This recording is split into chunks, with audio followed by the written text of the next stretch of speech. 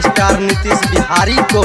Recording studio मोहली चौक। बोल बोल बम सुनई गे मैया आई गई लौ सावन तसगरे गूंजो लगलौ भोला शिवा शंकर के नाम। सुनई गे मैया आई गई लौ सावन तसगरे गूंजो लगलौ भोला शिवा शंकर के नाम। कि बड़ी दीना पढ़लियै गाया पटना से खापुरवा, बड़ी दीना पढ़लियै गाया पटना से खापुरवा। अब की कॉलेज वाली छौड़ी संगे जइबै देवा घरवा, अब की कॉलेज वाली छौड़ी संगे जइबै देवा घरवा, जइबै देवा घरवा,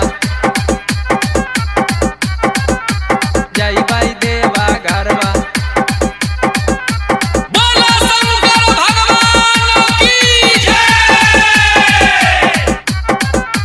बोल बोल बम दुनु मिली कामर उठैबै के संगवा, जाई के सुल्तानगंज में भार लेबै जलावा, भार लेबै जलावा।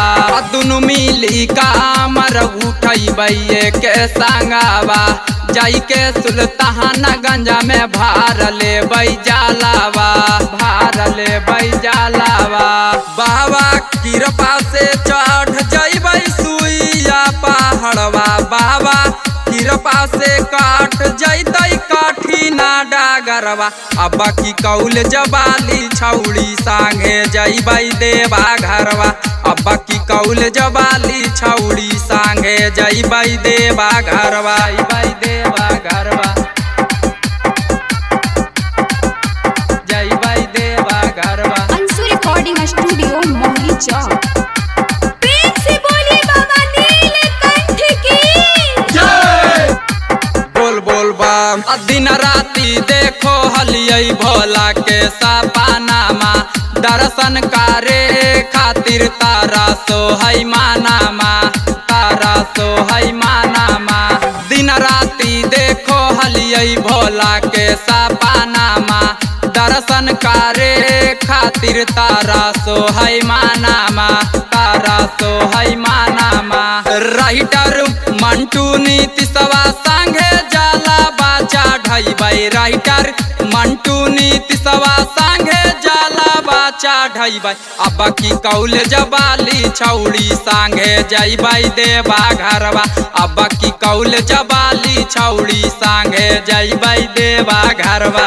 सुनई गे मैया आई गई लौ सावन तसगरे गूंजो लगलौ भोला शिवा शंकर के नाम।